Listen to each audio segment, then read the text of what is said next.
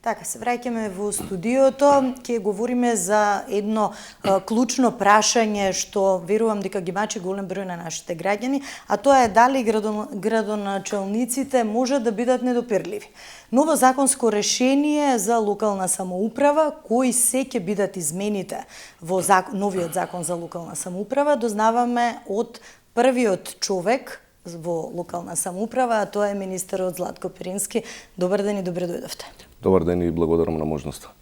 Министре, новото законско решение се крои, веќе го помина првиот филтер, да го наречеме, во собраниската процедура, треба да се најде и на пленарна седница. Кои се клучните, еве да речам, измени, односно практично и очекувања на граѓаните, особено поради фактот што ќе имаат можност со референдум да се повикаат на отповикување на градоначалникот кој што еве условно да кажеме не ги извршил своите обврски. Добро споменавте, минатата недела на последната владина седница предлог измените на законот за локална самоуправа го поминаа владиниот филтер и веќе влегува во собраниска процедура. Во петокот беа едногласно усвоени на прво читање на ресорната комисија за локална самоуправа при собранието и секако законодавно-правната комисија на следната пленарна седница очекуваме предлог измените на законот за локална самоуправа да се стават и на пленарна седница како што споменавме и да во прво читање и тамо се усвојат и потоа повторно си ја продолжат собраниската процедура. Генерално процесот кој што го водевме беше максимално транспарентен и отворен и навистина долго време трае. Веќе влегува во 8-миот месец. Некаде започнавме со отварање на предлог измените на законот за локална самоуправа некаде кон средината на октомври. Предходно интерно работевме во насока на тоа да ги утврдиме слабостите на постојното законско решение. Потоа влеговме во еден широк консултативен процес, при што имавме прилика да реализираме 4 јавни дебати, во кои што ги вклучивме сите практично чинители кои што се засегнати од овие предлог измени. Потоа влеговме во креирање на предлог измените и секако сега сме во процедура на валидизација на истите. Генерално главниот фокус на предлог измените на законот за локална самоуправа се во насока на зголемувањето на транспарентноста и отчетноста на градоначалниците, бидејќи како што споменавте и вие во најавата, до сега во постојното законско решение градоначалниците се единствените функционери кои што не можат да бидат отповикани од граѓаните кои што им ја дале таа доверба и навистина цениме дека тој процес треба да се смени, се со цел да поставиме и зголемиме една локална демократија која што ќе биде пред се насочена во полесна и побрза комуникација со граѓаните. На крај на денот и ние во владата, а и граѓаните ценат дека ниту еден функционер не треба да има загарантиран мандат, без разлика на тоа каков перформанс испорачува кон оние кои што го изгласали или кои што му ја дале довербата, а тоа секако се граѓаните. Така да главен фокус на овие предлог измени на законот за локална самоуправа се однесуваат кон референдумскиот отповик на градоначалник. Тој референдумски отповик што велите нема да важи првата и последната година, барем според предлог измените кои што се поставени. Што се другите клучни измени во однос на целото законско решение? Генерално бевме многу внимателни кога ги креиравме овие предлог измени, поготово во делот на референдумскиот отповик на градоначалник, заради тоа што сакавме да превенираме политичка злоупотреба. На крај на денот овие предлог измени се во корелација со укажувањето од страна на Венецијанската комисија при Советот на Европа и навистина се запазени сите оние позитивни практики во насока на зголемување и реално посоодветно поставување на локалната демократија и затоа предвидовме да во првата година не може да се спроведе оваа алатка, затоа што многу е за очекување е дека доколку некој сака да поттикне референдум во првите 12 месеци од мандатот, генерално ќе биде базиран на политичка основа, бидејќи граѓаните се уште немаат доволен период да го проценат практично перформансот на оној кој што го избрале и исто така превенираме да не може оваа алатка да се користи во последната година, која што е изборна година, повторно за да се превенира политичка злоупотреба. Во текот на оние 2 средни години, да речеме, од мандатот, граѓаните ќе можат еднаш да ја искористат оваа демократска алатка за отповик на својот градоначалник, заради тоа што моравме да бидеме внимателни и да не го успориме темпото на реализација на проектите зборам сега за идните градоначалници, бидејќи знаете кога влегуваме во референдумски процес или во избори, процесите навистина успоруваат. Така да многу бевме внимателни и мислам дека ќе многу соодветно ги поставивме овие предлог измени на законот. Покрај референдумскиот отповик на градоначалник, секако во делот на изворните надлежности на градоначалниците, во членот 22 го дополнуваме со оној комунален редар, како обврска за идните градоначалници да ја имаат структурирана оваа позиција во рамки на своите систематизации, кои што би требале пред се да превенираат девијантни однесувања на граѓаните во насока на оштетување на јавното добро. Сметаме и во владата, а како што споменав и граѓаните, еднаш за секогаш мораме да ја смениме свеста на граѓаните и да сватиме дека она што е надвор е заедничко и е платено со наши пари. И со нивни, и со наши, и со ваши, без разлика на кои позиции сме ние застапени во рамки на општеството. И во таа насока, од идниот мандат, градоначалниците ќе имаат уште една алатка да ги превенираат овие девијантни однесувања. Паралелно со овие предлог измени ќе мора да интервенирам и во Законот за јавна чистота, каде што практично се дадени ингеренциите на самиот комунален редар и комуналниот инспектор во насока на зголемување на истите ингеренции и секако во насока на зголемување на глобите, кои што би требало некое физичко лице да ги плати кон општината доколку оштети некоја урбана опрема, да речеме, или некоја јавно добро. Тука јас инсистирам, не знам дали ќе биде соодветно прифатено од останатите институции, но инсистирам оној кој што ќе оштети јавно добро во иднина да ја покрај глобата, да ја исервисира, тоест да ја врати во целост инвестираната сума од страна на општината. И на тој начин мислам дека некој и tekako два пати ќе се праша дали ќе направи некоја штета на некоја јавно добро во иднина или не. Или општо корисна работа ќе мора да и општо корисна работа веќе препознаена, да кажеме, во одредени закони, така да не е ништо спорно. Битно е да се знае дека некој го мониторира неговото однесување и дека инспекцијскиот надзор ќе биде сигурно засилен поради состојбата во која што во моментов знаеме какви се состојбите, особено кога се работи за комуналната дејност и еден од најгорливите проблеми, значи она што го гледаме секојдневно во градот Скопје, баш хигиената и она што е редовна слика и реакција, оправдана реакција ќе речеме на граѓаните. Апсолутно се согласувам со вас и токму во таа насока и превенираме и ги предлагаме овие измени на Законот за локална самоуправа.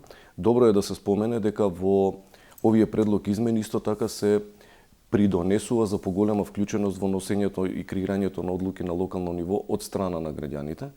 Па во овие предлог измени прагот за граѓанска иницијатива од 10% го намаливме на 5% и тоа произлезе од оние анкетирања кои што ние како ресор ги правиме на годишна основа, кои што нам практично ни потврдија дека повеќе од 40 од 67, ако не се лажам, анкетирани локални самоуправи го иницираа проблемот дека прагот на вистина е висок и затоа има толку многу граѓански иницијативи кои што се разгледуваат на Советот. Тука секако не е изоставен и процесот на дигитализација, кој што паралелно морам да споменам дека го работиме со Министерството за дигитална трансформација, но е препознаен во овие предлог измени, транспарентноста и отчетноста во рамки на водењето на седниците на Советот во било која општина ќе мора да биде јавно објавен и споделен со граѓаните и сите акти кои што ќе се носат на Советот во иднина ќе мора да бидат јавно споделени на граѓаните. Го препознаваме повторно градскиот архитект кој што го предвидуваме како можност во урбаните центри да се спроведува и реализира од страна Со измените ќе има можност градоначалникот да предлага главен градски архитект. Да. Значи навистина сите овие предлог измени на овој системски закон кој што е исклучително битен за функционирањето на системот на локална самоуправа, се во насока на зголемувањето на транспарентноста, зголемувањето на отчетноста на оние кои што ја водат општината и секако демократските процеси ги поставуваме на едно посоодветно европско ниво. Како што споменав, сите овие предлог измени се во корелација со Европската повелба за локална самоуправа, преточени во оние извештаи кои што ни ги дава и самата Венецијанска комисија.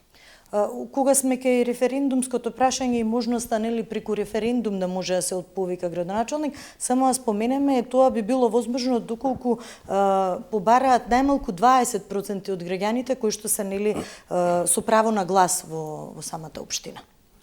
Тоа е уште еден механизам за правична употреба на оваа демократска алатка, како што споменавме претходно, се со цел за да превенираме креирање на нови политички циркуси и практично злоупотреба на оваа демократска алатка.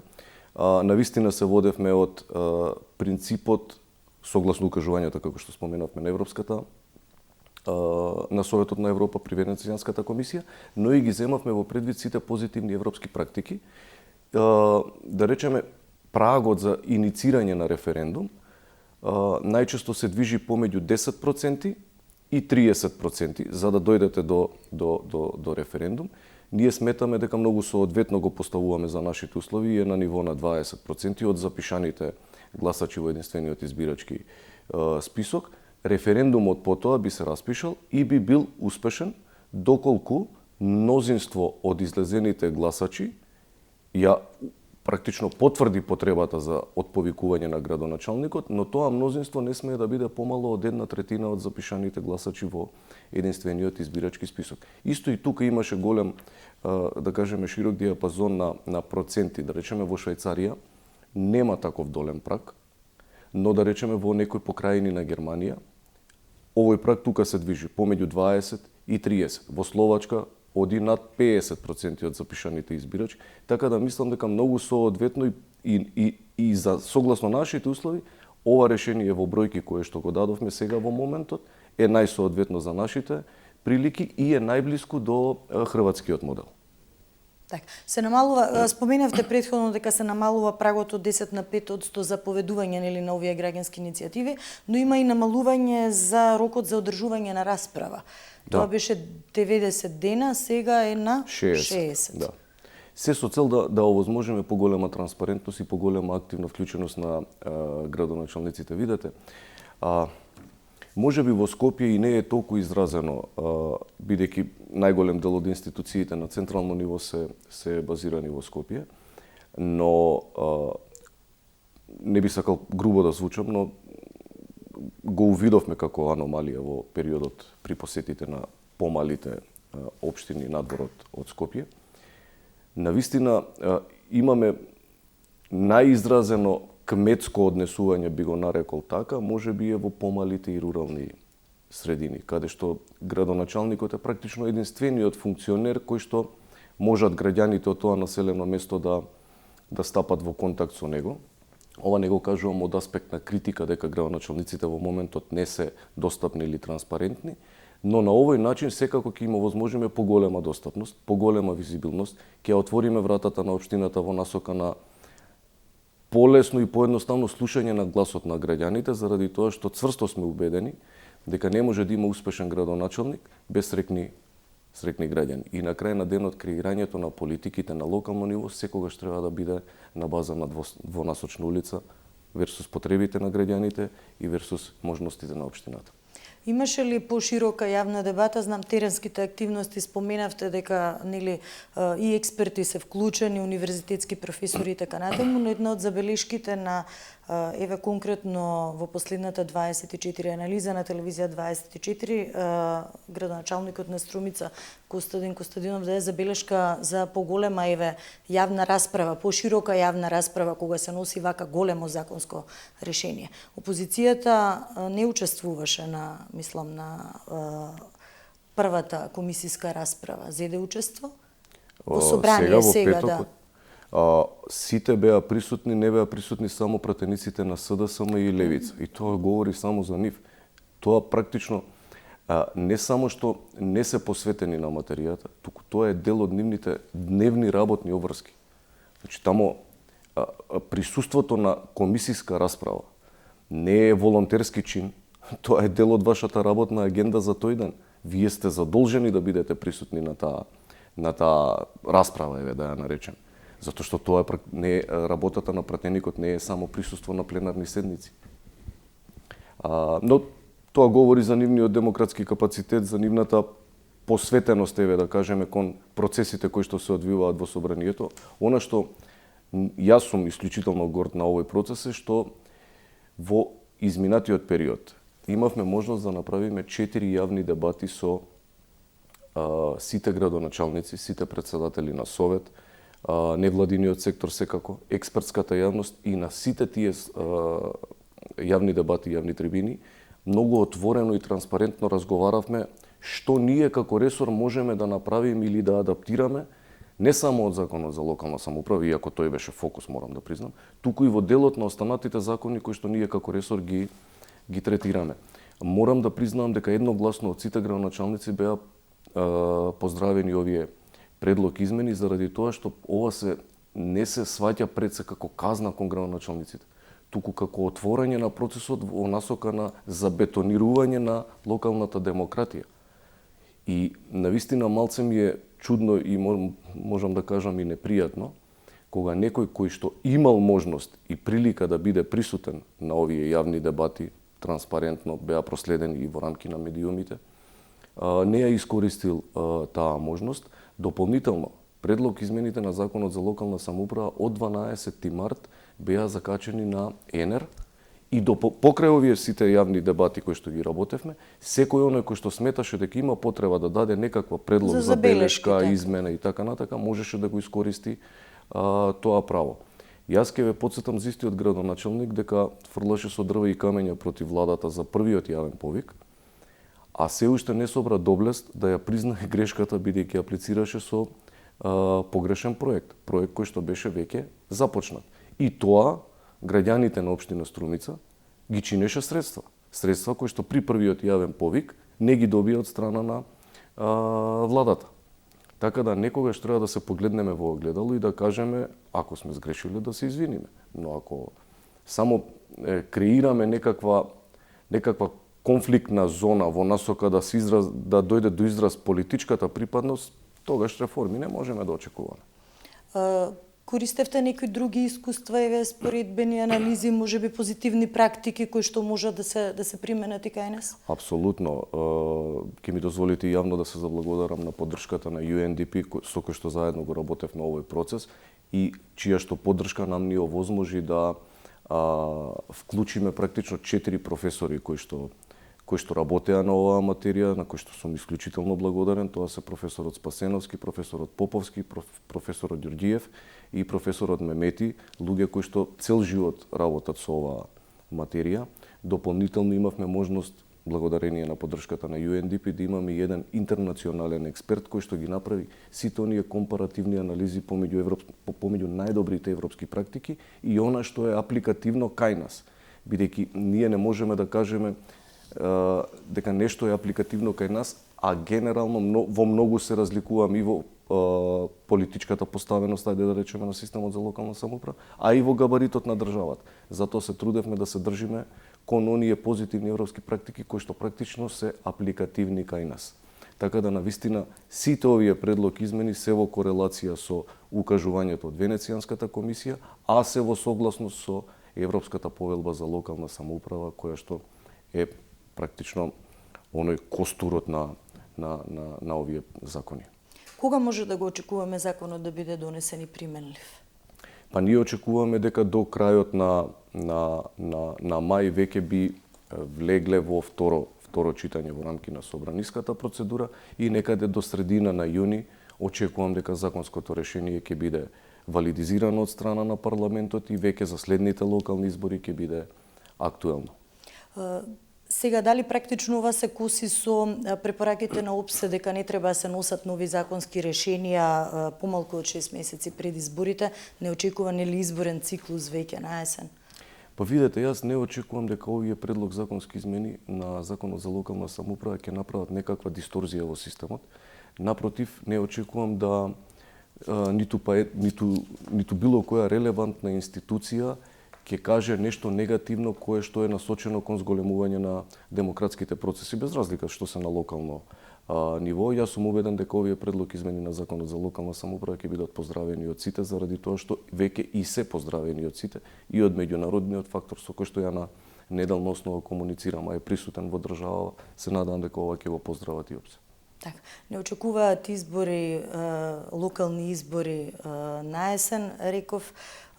викендов беше најавено дека ВМРО-ДПМН ќе ги каже своите кандидати во текот на летото со кој што ќе истрчан или на локалните избори. Вашето име е, да речам, еден од фаворитите за главниот град, но еве, може би се споменува уште едно име, вашиот сопартиец колега, градоначалникот на Киселавода и првиот човек на ЗЕЛС, Орце Георгиевски. Дали еве, доколку го партијата му даде предност, да кажам, или поддршка, би го поддржале ви? Апсолутно да. Не само Орце, туку било кој кандидат кој што ќе го предложи мојата матична партија, едногласно ќе биде поддржан од сите чинители во рамки на процесот и навистина заедно ќе ги истрчаме овие избори и јас ги уверувам граѓаните, согласно сите параметри кои што ги гледаме на дневна основа, дека следниот градоначалник ќе биде градоначалник од редот на ВМРО-ДПМН, без разлика дали ќе бидам јас, дали ќе биде Орце или некој трет. Доколку вам ви ја дадат довербата, еве од вашата матична партија, кои ќе бидат вашите адути? Во смисла на градот? Да, за прв човек. Видете, јас неколку пати го имам ова комуницирано во јавност, навистина за мене е навредливо условите во кои што сега ги живееме како скопјани. Значи, ние во изминатите 3 години не збориме за развој на Скопје, туку збориме за да најдеме модалитет како основните потреби на Скопје бидат задоволени во насока на чистење на улици, контејнери, одлагање на смет, во насока на парковско зеленило, во насока на јавен превоз кој што е исклучително проблематичен за нас како граѓани. Така да, навистина е поразително за еден главен град кога се бори практично да ја постави основата, а не да размислува за развој. Генерално ние треба да ја вратиме кондицијата на сите јавни комунални претпријатија кои што се навистина во очена состојба во моментот и граѓаните да го осетат комодитетот дека живеат во една метропола, а потоа секако да размислуваме за развој. Но да видиме, понатака времето ќе покаже кој ќе биде оној кој што ќе се бори и ќе седне на тоа градоначалничко столче и секако сите овие мерки и планови ќе бидат преточени во една многу опсежна програма која што овој пат ќе се реализира во целост. Така, сериозен предизвик за кој да биде, бидејќи се соочуваме сериозно како граѓани разочарани во метрополата да основните услови не нешто се велат за квалитетно живење да не може да бидат исполнети.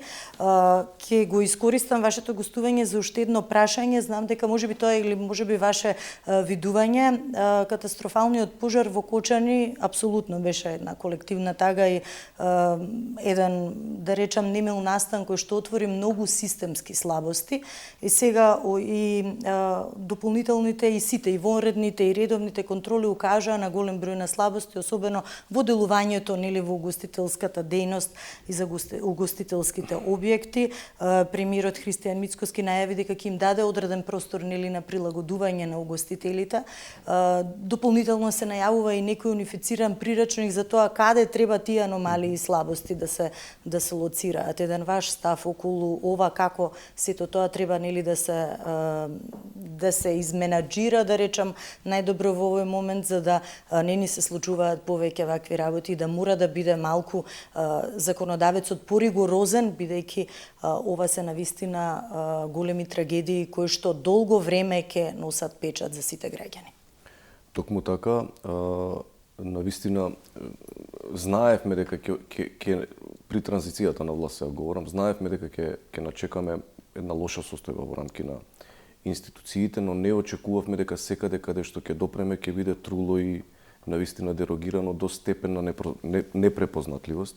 И практично ние уште од првиот ден кога влеговме во владата велиме дека системот практично и не е систем, туку државата се води по инерција. За жал, оваа трагедија која што јас сум сигурен дека би можела да се избегне доколку системот во минатото не бил до степен на непрепознатливост дерогиран, практично не разбуди сите нас како општество и реформите кои што се насочени кон подигнување на капацитетот на системот се на дневна основа и ние не отстапуваме од тоа, дури тоа го кажувавме уште од првиот ден кога влеговме во влада.